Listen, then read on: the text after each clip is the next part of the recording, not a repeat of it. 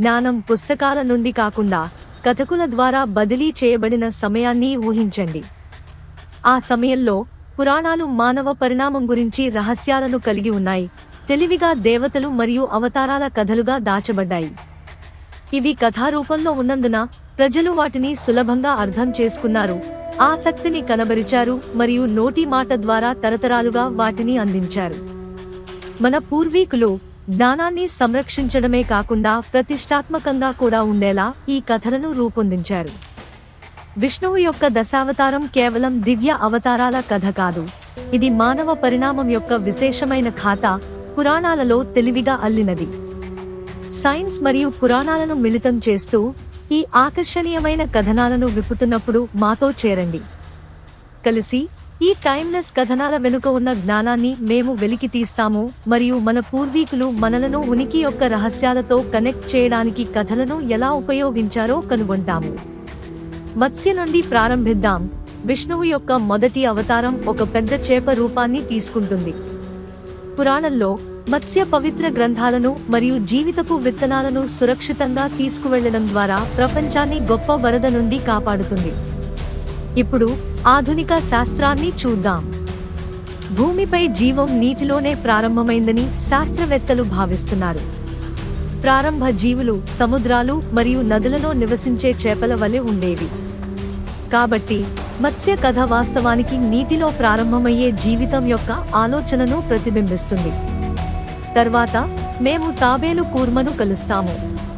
పురాణంలో కూర్మం దేవతలు మరియు రాక్షసులకు సహాయం చేయడానికి సముద్ర మథనం సమయంలో ఒక పెద్ద పర్వతాన్ని మోస్తుంది. సైన్స్లో మనం ఇలాంటి ఆలోచనను చూస్తాము. మిలియన్ల సంవత్సరాలలో నీటిలో నివసించే కొన్ని జంతువులు తాబేళ్ల వలె భూమిపై మరియు నీటిలో నివసించే సామర్థ్యాన్ని అభివృద్ధి చేశాయి. పురాణంలో తాబేలు పాత్ర నీటి నుండి భూమికి ఈ పరివర్తనను చూపుతుంది. అప్పుడు మనకు మూడవ అవతారం వరాహ అంటే పంది అని అర్థం. రాక్షసుల నుండి భూమిని రక్షించడానికి వరాహ సముద్రంలో మునిగిపోయాడు. సైన్స్ ప్రకారం పందులు వంటి జంతువులను కలిగి ఉన్న క్షీరదాలు సరీసృపాల నుండి ఉద్భవించాయి మరియు భూమిపై నివసించిన మొదటి జీవులుగా మారాయి. ఇది నీటి నుండి ఘన భూమికి జీవం యొక్క కదలికను చూపుతుంది. నాల్గవ అవతారం సగం మనిషి మరియు సగం సింహం అయిన నరసింహ. పురాణంలో అతను తన భక్తుడిని శక్తివంతమైన రాక్షసుడి నుండి రక్షించడానికి కనిపిస్తాడు. పరిణామం మానవునిలా కనిపించే కొన్ని లక్షణాలతో మరింత సంక్లిష్టమైన జంతువులకు దారితీసిందని సైన్స్ చెబుతోంది. మానవులలో మనం చూసే వాటికి దగ్గరగా మరియు మరింత అధునాతనమైన లక్షణాలను జీవులు అభివృద్ధి చేసిన దశను నరసింహుడు సూచిస్తాడు. ఈ వీడియోలో దశావతారానికి మరియు మానవ పరిణామానికి మధ్య ఉన్న ఆశ్చర్యకరమైన సంబంధాన్ని సంక్షిప్త అవలోకనాన్ని ఇక్కడ పంచుకుంటున్నాము. మేము 100కి చేరుకున్నట్లయితే మేము ఈ చమత్కారమైన వాస్తవాలను లోతుగా పరిశోధిస్తాము మరియు మరిన్నింటిని అన్వేషిస్తాము. కాబట్టి ఈ వీడియోని ఇప్పుడు లైక్. తదుపరి అవతారం వామనుడు, మరుగుజ్జు, 5వ అవతారం. అతను పరిమాణంలో చిన్నవాడు కానీ శక్తివంతమైన రాజును ఓడించడానికి తన తెలివితేటలను ఉపయోగిస్తాడు. పరిణామంలో హోమినిడ్స్ అని పిలువబడే ప్రారంభ మానవులు కూడా చిన్నవారు, కానీ వారు తమ మెదడులను సాధనాలను తయారు చేయడానికి మరియు సమస్యలను పరిష్కరించడానికి ఉపయోగించడం ప్రారంభించారు.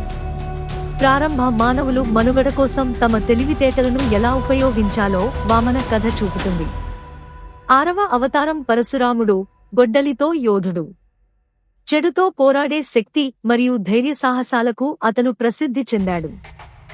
మానవ పరిణామంలో ప్రజలు తమను తాము వేటాడేందుకు మరియు రక్షించుకోవడానికి సాధనాలు మరియు ఆయుధాలను తయారు చేయడం మరియు ఉపయోగించడం నేర్చుకున్న సమయం ఉంది.